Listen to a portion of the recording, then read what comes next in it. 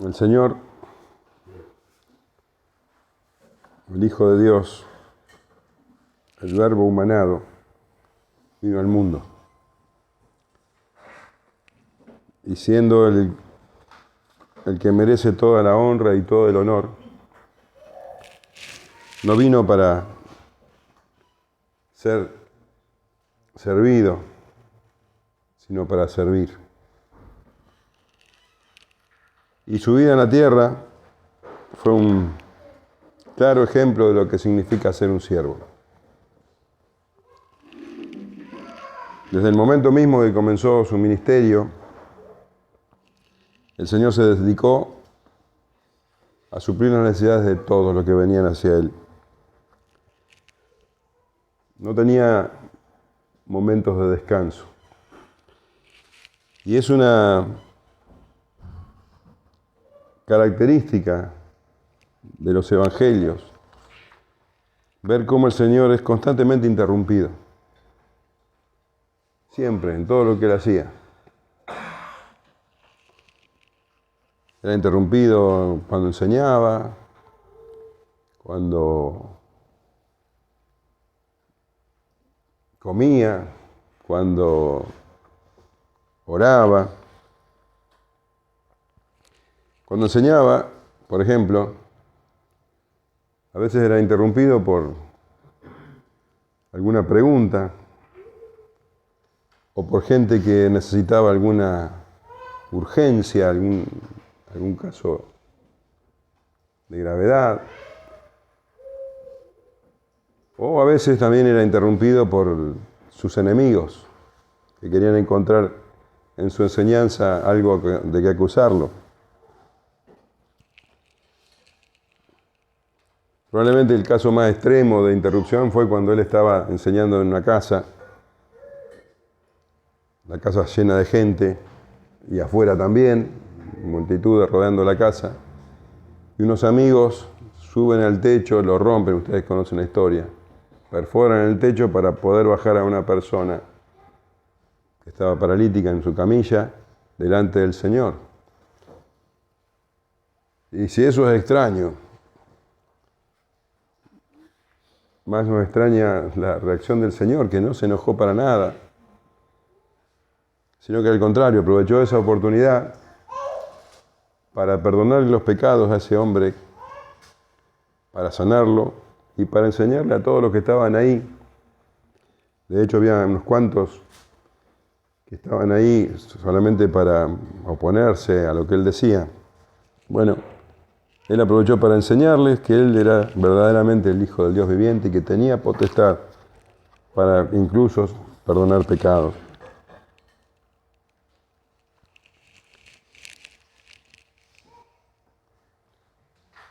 Incluso cuando lo interrumpían para oponerse a él, lo interrumpían con malicia, el Señor no se enojaba. Y aprovechaba esa interrupción también para mostrarles el error en el que estaban aquellos que lo interrumpían. Un ejemplo, aunque hay muchos, que está acá en el mismo libro de Lucas, en el capítulo 20, dice, sucedió un día que enseñando, versículo 1, sucedió un día que enseñando Jesús al pueblo en el templo y anunciando el evangelio, llegaron los principales sacerdotes y los escribas con los ancianos, y le hablaron diciendo, dinos, ¿con qué autoridad haces estas cosas? ¿O quién es el que te ha dado esta autoridad? Respondiendo Jesús les dijo, os haré yo también una pregunta. Respondedme, ¿el bautismo de Juan era del cielo o de los hombres? Entonces ellos discutían entre sí diciendo, si decimos del cielo, dirá, ¿por qué pues no le creísteis? Y si decimos de los hombres, todo el pueblo nos apedreará, porque están persuadidos de que Juan era profeta. Y respondiendo que no sabían de dónde fuese, entonces Jesús les dijo, tampoco yo os diré con qué autoridad hago estas cosas. Esa era la actitud del Señor. Siempre estaba aprovechando para bendecir al otro, incluso aquellos que venían con maldad, con malicia. Ahora ellos se quedaban con una pregunta aquí. que tenían que responder. El Señor viajaba a pie y lo seguían multitudes, y mientras caminaba también era interrumpido, por supuesto, en sus viajes. Y aquí tomé algunos ejemplos, pero hay muchos. En Lucas 17:11 dice, yendo Jesús a Jerusalén, pasaba entre Samaria y Galilea, y al entrar en una aldea, le salieron al encuentro 10 hombres leprosos, los cuales se pararon de lejos y alzaron la voz, diciendo, Jesús, Maestro, ten misericordia de nosotros. En otra ocasión, y lo vemos en el capítulo siguiente, en 18, aconteció que acercándose Jesús a Jericó, un ciego estaba sentado junto al camino mendigando, y al oír a la multitud que pasaba, preguntó qué era aquello, y le dijeron que pasaba Jesús Nazareno. Entonces dio voces diciendo, Jesús, hijo de David, ten misericordia de mí. Jesús iba con una ola de gente,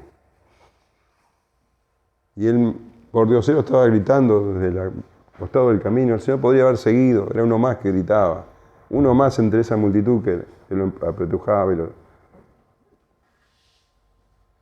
Sin embargo, el Señor se detiene ante cada necesidad y lo atiende con amor, con total respeto por esa persona, siendo mendigo o siendo otros ciegos y mendigos, también o leprosos. El Señor se dedica a cada uno.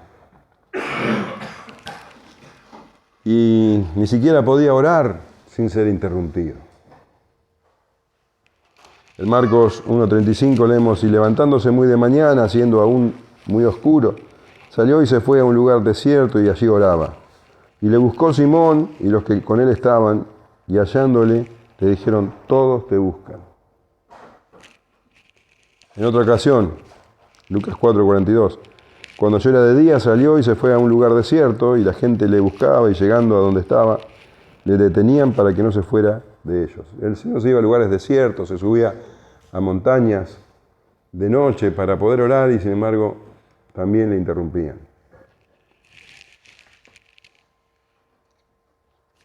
Claro que con esta característica de su ministerio, donde siempre era interrumpido, su descanso era dificultoso.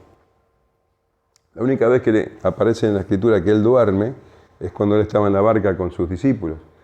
Ahí sí, bueno, ahí la gente no podía alcanzarlo, estaba con sus 12 de confianza.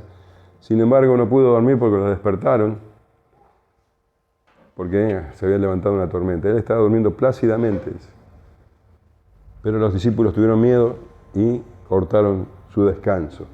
Esa era la característica del Señor Jesús. Y el pasaje que vamos a ver a continuación viene también de uno donde el Señor fue interrumpido de lo que estaba haciendo.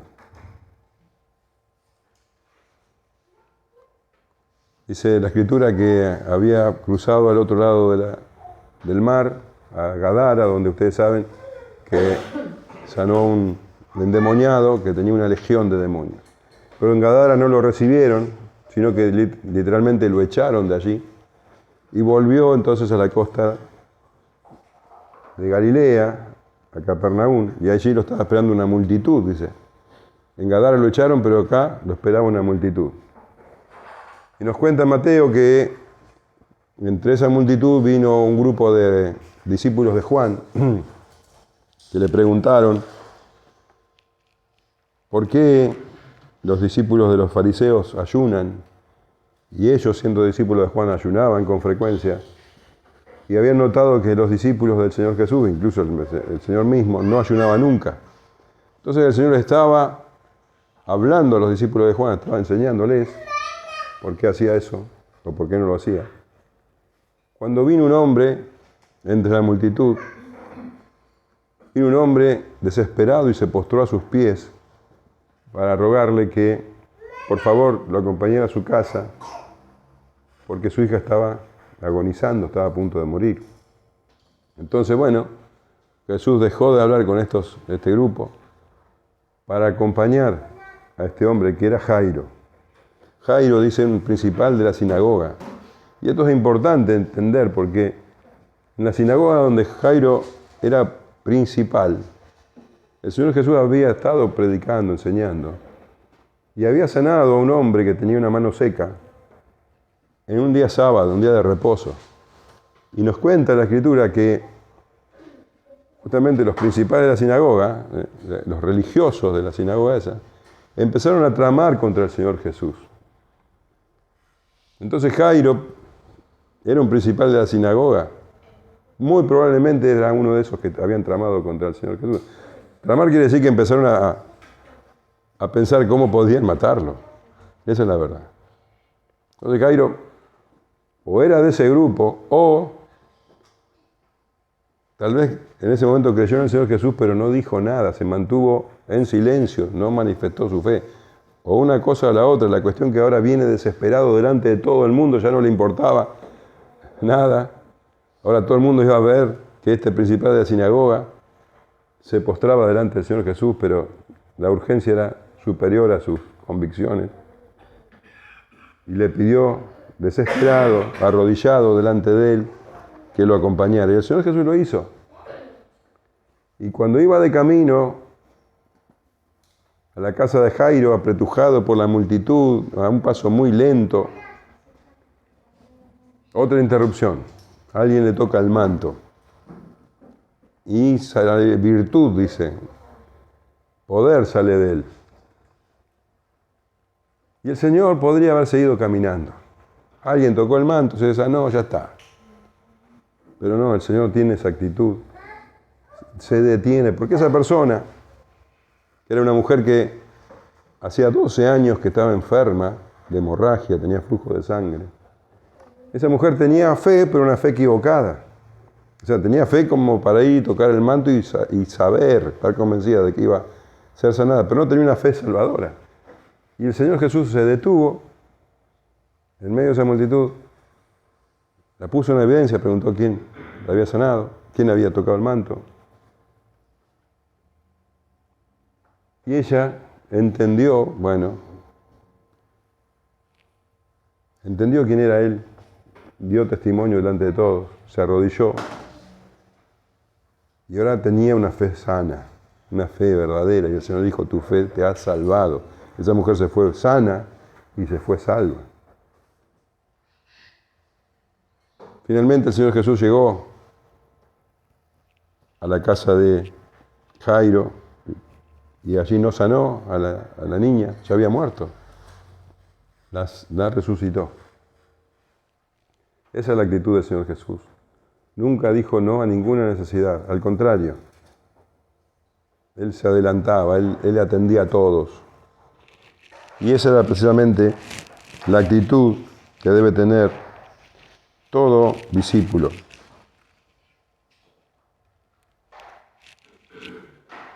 Eso es lo que el Señor pretende de cada uno de sus discípulos.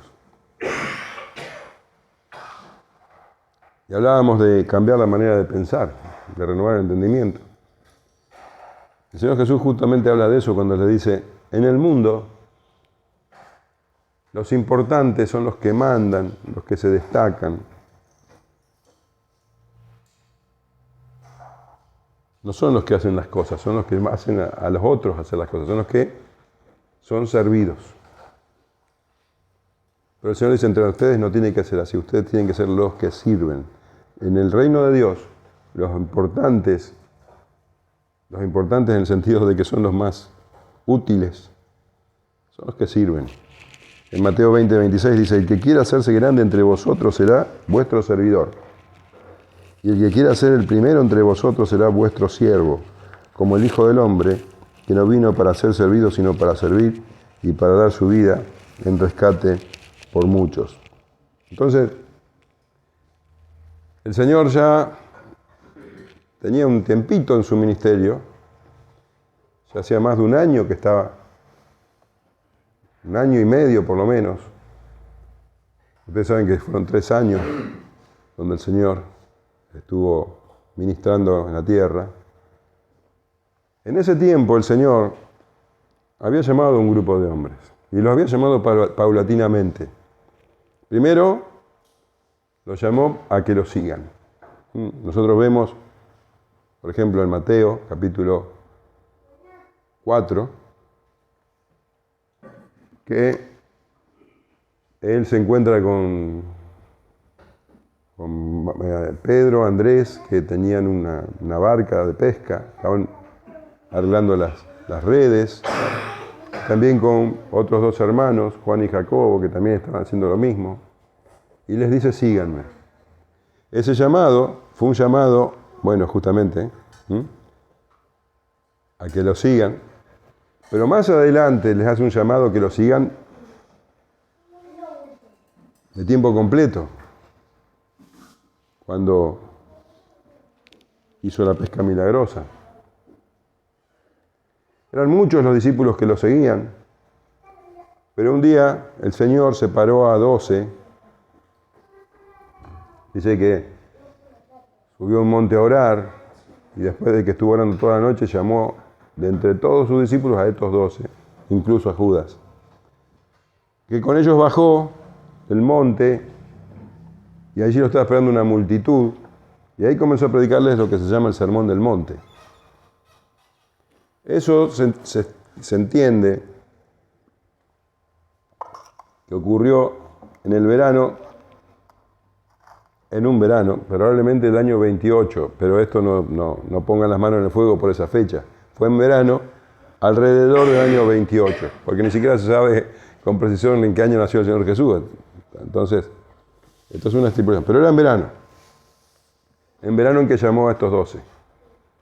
Y los llamó apóstoles, sus embajadores, sus enviados. En ese mismo verano es que el Señor los envía a su primera misión. Ellos ahora iban a ser sus embajadores, sus enviados.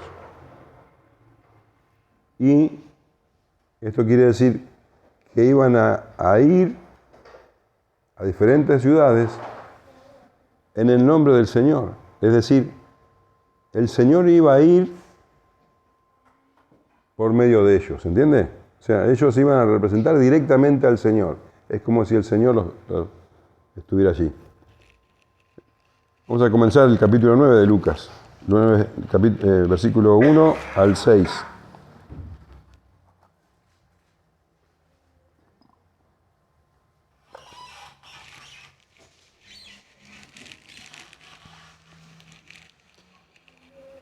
Habiendo reunido a sus 12 discípulos, les dio poder y autoridad sobre todos los demonios y para sanar enfermedades. Y los envió a predicar el reino de Dios y a sanar a los enfermos. Y les dijo, no toméis nada para el camino, ni bordón, ni alforja, ni pan, ni dinero, ni llevéis 2 túnicas. Y en cualquier casa donde entréis, quedad allí, y de allí salid. Y donde quiera que no os recibieren, salid de aquella ciudad, y sacudid el polvo de vuestros pies, en testimonio contra ellos. Y saliendo pasaban por todas las aldeas anunciando el Evangelio y sanando por todas partes. Bueno, acá nos tenemos a estos 12 que habían sido llamados de manera paulatina. Nosotros sabemos que ese número tiene mucha importancia, no es un número cualquiera, no es que el Señor llamó por casualidad 12. Eran 12 porque ellos ahora iban a representar a la nueva Israel. La Israel de la antigua dispensación estaba representada por los patriarcas, los 12 patriarcas o por las 12 tribus de Israel. Esa dispensación estaba por llegar a su fin. Esas 12 tribus de Israel fueron usadas para que, el Evangelio, por decirlo de alguna manera, llegara hasta hoy. Ellos fueron las primicias, por también decirlo así, del pueblo de Dios. Y en Apocalipsis vemos que están representados por las puertas de la Nueva Jerusalén. En Apocalipsis 21:12 dice, tenía un muro grande y alto con 12 puertas, y en las puertas 12 ángeles, y nombres inscritos, que son los de las 12 tribus de los hijos de Israel. Podemos decir que por allí, por Israel es que entró, vino el Mesías y vino también la salvación. Pero ahora el tiempo había cambiado, la dispensación era otra. Y el Señor eligió a 12 hombres para que fueran los pilares del pueblo de Dios, o mejor dicho, el cimiento del pueblo de Dios. Estos 12 hombres eran hombres simples, sencillos, no eran sacerdotes, ninguno de ellos era fariseo, ninguno de ellos era un escriba, porque vemos en esto el juicio de Dios sobre la religión seca en que se había transformado el judaísmo. Los sacerdotes, los escribas, los fariseos no tenían lugar en esa nueva dispensación, o mejor dicho, esta forma de concebir la Escritura. Ellos eran personas que agregaban cargas, que no buscaban la voluntad de Dios. Entonces, en el juicio de Dios, ellos quedan excluidos. Y vemos estos 12 hombres que son el fundamento de la iglesia. Y así figuran en Apocalipsis 21:14. Dice, y el muro de la ciudad, está hablando de la Nueva Jerusalén. La Nueva Jerusalén es una ciudad hermosa como una joya, dice, que es la iglesia glorificada. Y el muro de la ciudad tenía 12 cimientos, y sobre ellos los 12 nombres de los 12 apóstoles del Cordero. Y vos dirás, ¿cómo? Hay uno que acá no está.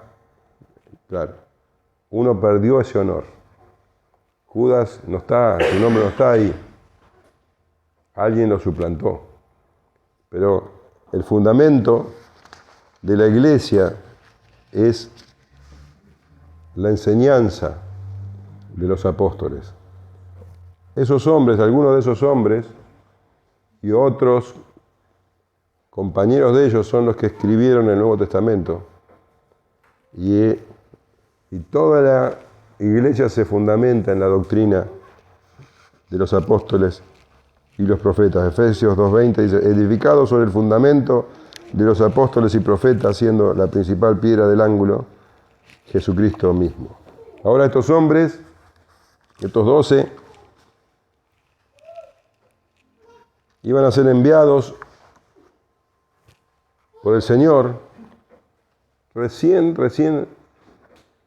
llamados, hacía muy poquito que habían sido llamados, y ahora el Señor los enviaba a que lo representen. El envío era un envío acotado. En Mateo capítulo 10, versículo 5, ahí vas a ver los pasajes paralelos, el pasaje paralelo a este, dice claramente, a estos 12 envió Jesús y les dio instrucciones diciendo, por camino de gentiles no vayáis, y en ciudades samaritanos no entréis, sino id antes a las ovejas perdidas de la casa de Israel. Ellos tenían que ir específicamente a los judíos, no tenían que ir a Samaria. Si vos tenés el mapa de Israel, vos tenés que saber que en el norte estaba Judea, después venía Samaria, y después venía, Judea dije Galilea, al norte Galilea, después venía una franja que era Samaria, y después estaba Judea. Y les dice que no entren a las ciudades samaritanas. Le está diciendo que vayan directamente, solamente vayan a Galilea, porque en realidad el ministerio del Señor Jesús en Galilea estaba llegando a su fin, ya estaba terminando. Poco tiempo después el Señor se va a trasladar a realizar su ministerio en Judea. Entonces ahora el Señor les daba a los discípulos esta misión con el propósito, de que ellos empiecen a perfeccionar en su obra, en la obra, y para darles una nueva oportunidad a los galileos que habían recibido muy mal al Señor Jesús. Ellos decían, que lo conocían, que era el hijo del carpintero, y en general los galileos no tuvieron una buena recepción del Evangelio. Ahora iban a recibir a los apóstoles. Y estos apóstoles iban como si fuera el mismo Señor Jesús. Ustedes saben que cuando el Señor Jesús muriera en la cruz y resucitaría, antes de ascender, les daría a los apóstoles la misión, no ya a las ovejas perdidas de Israel, sino a todas las naciones. En Mateo 28, 18 dice, y Jesús se acercó y les habló diciendo, toda potestad me es dada en el cielo y en la tierra, por tanto, id y haced discípulos a todas las naciones, bautizándolos en el nombre del Padre y del Hijo y del Espíritu Santo, enseñándoles que guarden todas las cosas que os he enseñado, que os he mandado, y aquí yo estoy con vosotros todos los días hasta el fin del mundo. Amén. En Marcos leemos que ir por todo el mundo y predicar el Evangelio a toda criatura. Bueno, en Hechos dice, y me seréis testigos en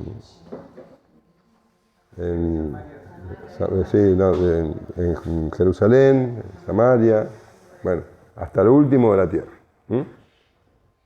Entonces, ahora el ministerio de los apóstoles estaba acotado a los judíos de Galilea, en este caso especial. Iban a ir de dos en dos, eso lo vemos en Marcos. Iban a ir a las aldeas donde el Señor ya había visitado. Y vemos, yo le decía que era como que el Señor mismo iba a ir en la persona de los apóstoles. Por eso ellos van a ir en las fuerzas del Señor, llevando el mensaje del Señor, bajo el cuidado y la provisión del Señor. Y debían saber que aquellos que los recibieran, al Señor recibían. Y aquellos que los rechazaban, al Señor rechazaban. Entonces, vemos en primer lugar que iban no en sus propias fuerzas, sino en las fuerzas del Señor. Dice, les dio poder y autoridad sobre todos los demonios y para sanar enfermedades. Entonces el Señor los llamó, los envió y dice que también los equipó. Adelante. También los equipó. Acá también hay lugar. Eso es lo que hace el Señor. El Señor no es que envía y les dice, ¿cómo andan? ¿Bien? No es que los envía y, bueno, vayan y hagan lo que puedan. Arréglenselas. Si el Señor los envía, el Señor los equipa. Así hace con todos aquellos que el Señor envía. Y dice que les dio poder y autoridad sobre todos los demonios y para sanar enfermedades. El equipamiento del Señor no es evidente. No es que cuando el Señor les dio poder y autoridad, ellos se transformaron en superhombres. No es que salían rayitos de sus manos, no. El equipamiento del Señor, los dones del Señor, se hacen evidentes cuando surge la necesidad.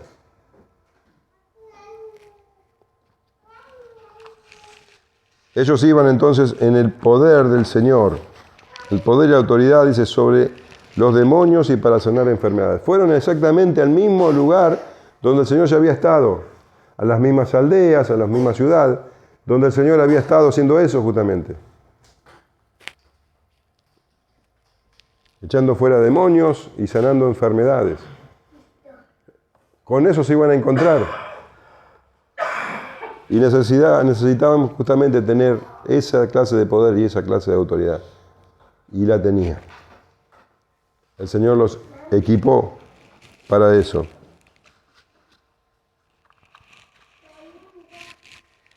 Debían entender que no iban a un lugar donde los iban a recibir con flores y aplausos.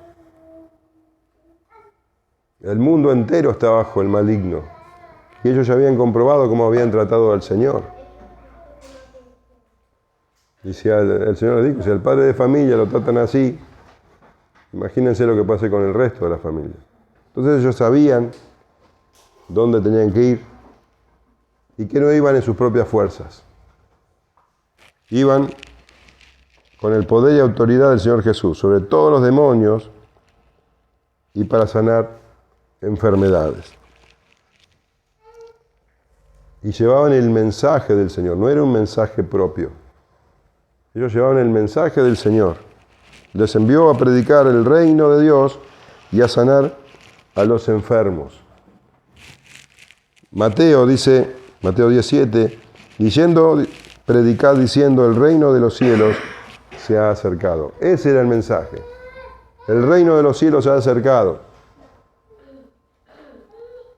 El mismo mensaje que predicaba Juan el Bautista y el mismo mensaje que predicó el Señor Jesús. El reino de los cielos se ha acercado. El reino de los cielos. Y esto es algo que tenemos que tener bien claro. ¿Qué significa el reino de los cielos? O el reino de Dios. ¿Qué significa eso? El reino de los cielos o el reino de Dios no se refiere a un lugar, porque de hecho, todo el universo es el reino de Dios. Todo el universo está bajo el gobierno de Dios. No hay nada, lo hemos estudiado, no hay nada que se escape de su voluntad, de su mano. Pero cuando la Escritura habla del reino de Dios o el reino de los cielos, se refiere a el reino sobre nada más ni nada menos que los seres humanos. ¿Sabés quiénes son las personas, los únicos en el reino general, en el universo rebelde? Los pájaros no son rebeldes, las vacas no son rebeldes, los hombres somos rebeldes. Los hombres y las mujeres somos rebeldes. Entonces, los seres humanos rechazan el gobierno de Dios, lo rechazan. Y cuando dice reino de los cielos o reino de Dios, está hablando del reinado de Dios en los corazones de las personas. Y dice que el reino de Dios se ha acercado, el reino de los cielos se ha acercado. Esa es la buena noticia. Se ha acercado nada menos que en la persona del Rey, de Jesucristo. Jesucristo había venido. El reino de Dios se había acercado. Estaba abierto a las personas. Ese era el mensaje. Las personas debían arrepentirse. El Señor comenzó a predicar diciendo, arrepiéntanse porque el reino de los cielos se ha acercado. Debían arrepentirse y creer en el Señor Jesús, en el Mesías, en el Cristo.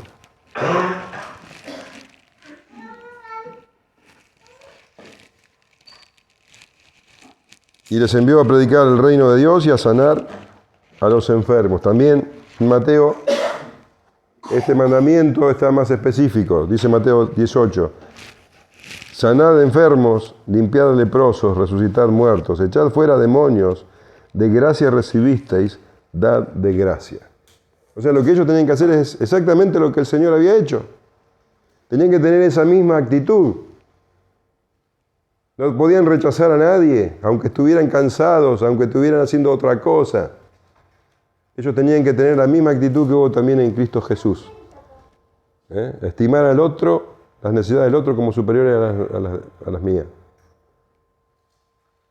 Entonces, todas las necesidades ellos tenían que suplirlas.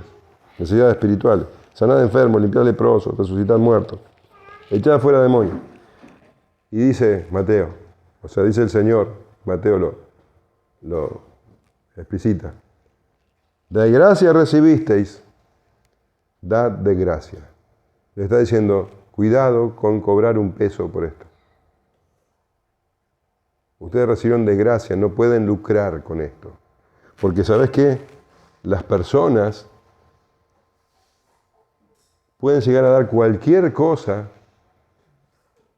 para recibir algo de esto, o que algún familiar reciba algo de esto. El Señor dijo, no lucren con eso, cuidado. Sanen enfermos, limpien leprosos, resuciten muertos, echen fuera demonios, pero de gracia, porque ustedes recibieron de gracia. ¿Te imaginas Judas ante esta orden? No estaría muy contento Judas con esto. Estos son los discípulos de Cristo. Cuidado con aquellos llamándose pastores, llamándose apóstoles, llamándose profetas, lucran. no son discípulos de Cristo. De gracia recibiste, dice, dad de gracia.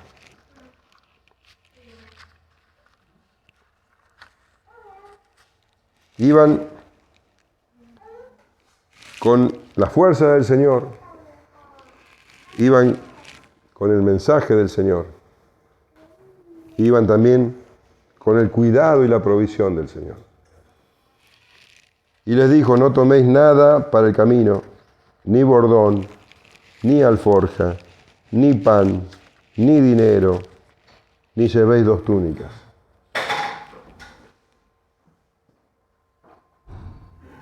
Tenían que hacer un viaje a pie y el Señor les dijo, no lleven absolutamente nada, vayan ligeritos de equipaje, no lleven equipaje.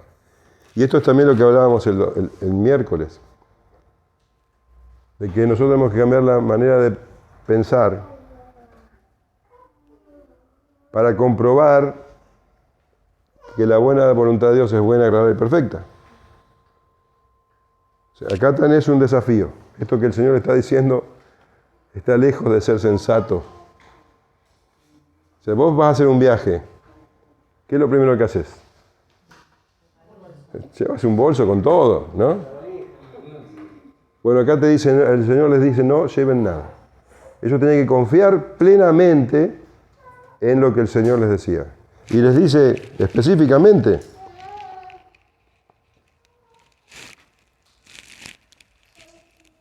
es un viaje a pie. Dice, no lleven bordón. El bordón también se le llamaba en la escritura callado. O es un bastón. Es una ayuda para un viaje largo a pie. Vos te vas cansando, te vas apoyando cada vez más en el bastón. Aparte, los caminos eran peligrosos. Había ladrones. Y el bordón era una buena arma para defenderse de los ladrones. El Señor Jesús le dijo, no necesitan ustedes un bastón. No lleven bastón. Ni alforja. Otras traducciones dicen ni mochila. Un bolsito. No necesitas un bolsito. No necesitas llevar nada. Una segunda muda de ropa. Le dice, ¿no? Ni llevéis 2 túnicas, le dice. No lleven nada. Confíen plenamente en que es el Señor quien los envía y es el Señor quien los va a sustentar en todo. Ni pan, ni dinero, ni un peso lleven. ¿Te parece sensato? Ahora, ¿vos qué decís? ¿Los discípulos hicieron caso o no? ¿Vos pensás que los discípulos dijeron, bueno, un bolsito me voy a llevar? Voy a poner un calzoncillo, un par de medias. No hicieron eso.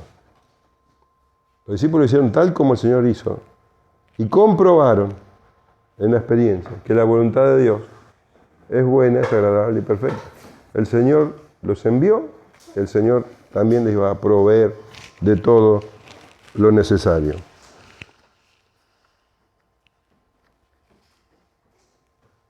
Porque el Señor cumple su palabra. ¿Vos lo crees? ¿Seguro? ¿Seguro? ¿Segurísimo? ¿Estás convencido de esto? ¿Lo crees en serio? En Mateo 6:31 dice, no os afanéis, pues diciendo, ¿qué comeremos, o qué beberemos, o qué vestiremos? Porque los gentiles buscan todas estas cosas, pero vuestro Padre Celestial sabe que tenéis necesidades de todas estas cosas. Mas buscad primeramente el reino de Dios y su justicia, y todas estas cosas os serán añadidas. El Señor dice, confía plenamente, pero cuidado, no está diciendo sean irresponsables. Está diciendo, vos tenés que confiar. Dice, si vos buscás el reino de Dios y su justicia, quiere decir que vos te sometés por completo a su voluntad, a su reinado. Vos tenés que saber que Él va a suplir todas tus necesidades. Si Él te dice, hacé tal y tal cosa, por medio de su palabra, vos tenés que saber que si vos lo crees, el Señor va a responder no se contradice. El apóstol Pablo escribió a los Filipenses 4:19. Mi Dios pues suplirá todo lo que os falta conforme a sus riquezas en gloria en Cristo Jesús. No os preocupéis que de qué van a comer, qué van a vestir, porque el Señor se ocupa de los pajaritos, ¿cómo no se va a ocupar de ustedes? Dice el Señor. Pero, no sé ustedes, pero yo conozco a mucha gente que, habiendo leído esta palabra, se preocupan igual. Se afanan igual. El Señor dice, no se afanen. No que afanen, no se afanen, dice. No se afanen. Entonces ellos iban en las fuerzas del Señor, llevando el mensaje del Señor, bajo la protección del Señor. Entonces debían saber que aquellos que los recibieran, estaban recibiendo al Señor, y aquellos que los rechazaban al Señor. Y era una costumbre que hablada por la Escritura muy lógica, porque todos necesitarían, o iban a necesitar en algún momento de sus vidas ser hospedados. Porque no sucedía como sucede hoy, que si vos te vas, no sé, a otra ciudad, bueno, buscas un hotel o si una ciudad muy chica, una pensión, algún lugar donde vos podés hospedarte. No era algo común en la antigüedad. Y había mesones, pero eran muy peligrosos. Entonces, lo común era la hospitalidad, que te recibieran en casas. Era así. Y vos lo hacías sabiendo que algún día vos también ibas a estar en esa situación de necesitar que te hospeden. Los judíos tenían en muy alta estima la hospitalidad. Y acá el Señor les dice, cuando entréis a cualquier casa donde entréis, quedad allí, y de allí salid. Y el Señor decía, no cualquier casa. También en Mateo les da algunos detalles de cómo tienen que obrar en ese caso. Dice Mateo 10:11, mas en cualquier ciudad o aldea donde entréis, informaos quién en ella sea digno y posad allí hasta que salgáis. Y al entrar en la casa, saludadla, y si la casa fuera digna, vuestra paz vendrá sobre ella, mas si no fuere digna, vuestra paz se volverá a vosotros. Entonces ellos tenían que ser cuidadosos en la casa donde iban a ir a hospedarse.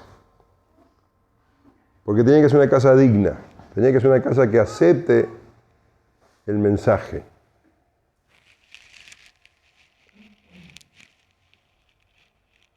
Y al entrar en la casa, saludarla. Y el saludo judío, ¿cuál era?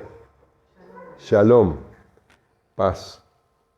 No paz, así fue solamente como algo como que no hay problemas o controversias. Una paz que significa un equilibrio perfecto. Ellos saludarían, y esa palabra que ellos darían se iba a cumplir en esa casa, porque no iban ellos solos. Era el Señor a quien recibían. Entonces, se da la paradoja que aunque ellos eran los recibidos, los bendecidos eran los que los hospedaban. Ellos eran los portadores de bendición. Aquellos que recibieran a sus discípulos, recibían al Señor mismo. Y donde quiera que no os recibieren, salid de aquella ciudad y sacudid el polvo de vuestros pies en testimonio contra ellos. Mateo también es más preciso en el pasaje paralelo, dice versículo 14. Y si alguno no os recibiere, ni oyere vuestras palabras, salid de aquella casa o ciudad y sacudid el polvo de vuestros pies. De cierto os digo que en el día del juicio será más tolerable el castigo para las tierras de Sodoma y de Gomorra que para aquella ciudad.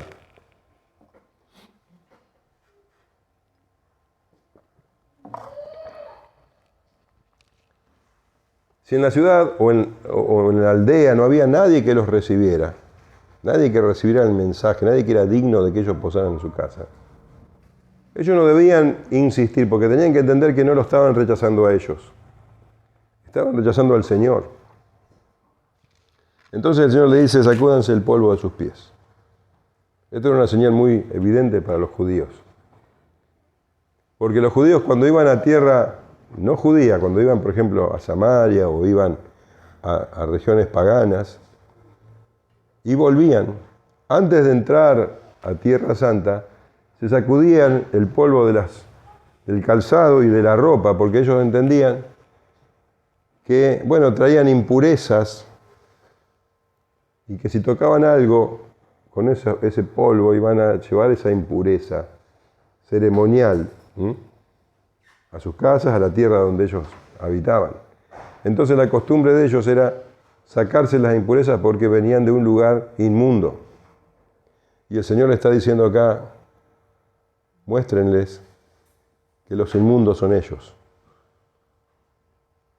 que ellos están en el mismo nivel que cualquier pagano, a ellos les espera lo mismo, están rechazando el Evangelio, lo único que les espera es el infierno. De hecho, Pablo hizo eso, literalmente. En Hechos 13:50 y 51 dice: pero los judíos instigaron a mujeres piadosas y distinguidas y a los principales de la ciudad, y levantaron persecución contra Pablo y Bernabé, y los expulsaron de sus límites. Ellos entonces, sacudiendo contra ellos el polvo de sus pies, llegaron a Iconio. ¿Les hicieron ver? A los judíos, al pueblo que ellos se consideraban el pueblo de Dios, le estaban haciendo ver con esta acción que eran inmundos, que no estaban bajo la bendición de Dios, todo lo contrario.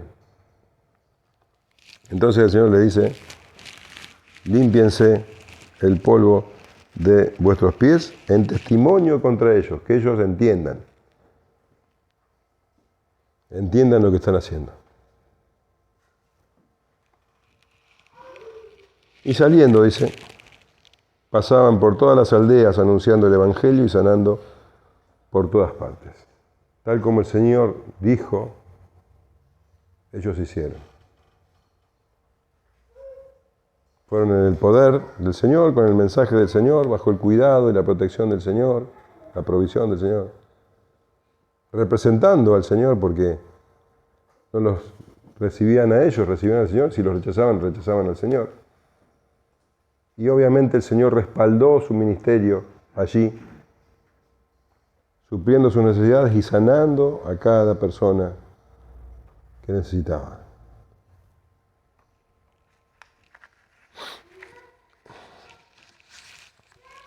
Así como el Señor no vino a ser servido, sino a servir, aquellos que son sus discípulos deben tener ese mismo sentir.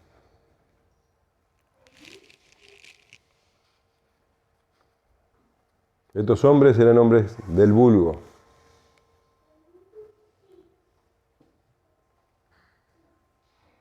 Sin embargo, tenían el mayor privilegio de todos.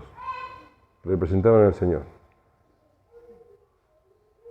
Estos 12 hombres, decíamos hoy, son el fundamento de la iglesia.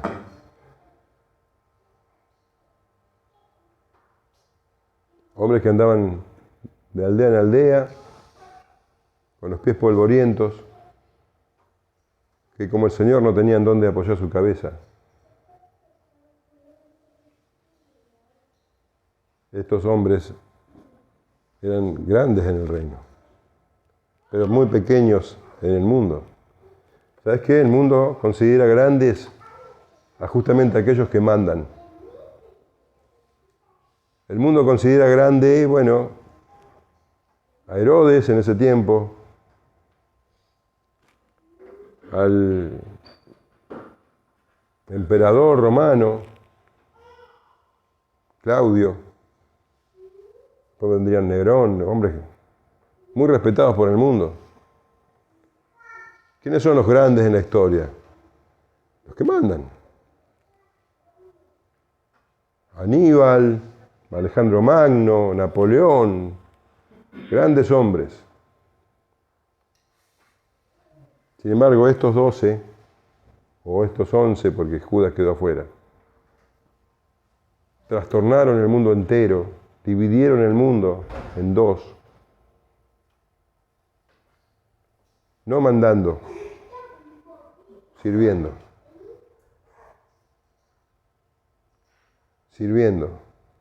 estimando al otro como superior a ellos mismos, no pensando en sus necesidades, sacando horas de su descanso. Estos hombres trastornaron el mundo. Y hoy, nosotros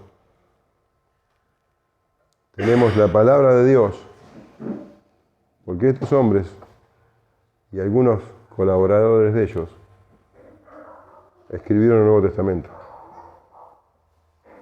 Su enseñanza es la base de la iglesia y lo será hasta que el Señor venga. El que quiera hacerse grande, dice, hágase servidor de los demás. ¿Amén? Muy bien.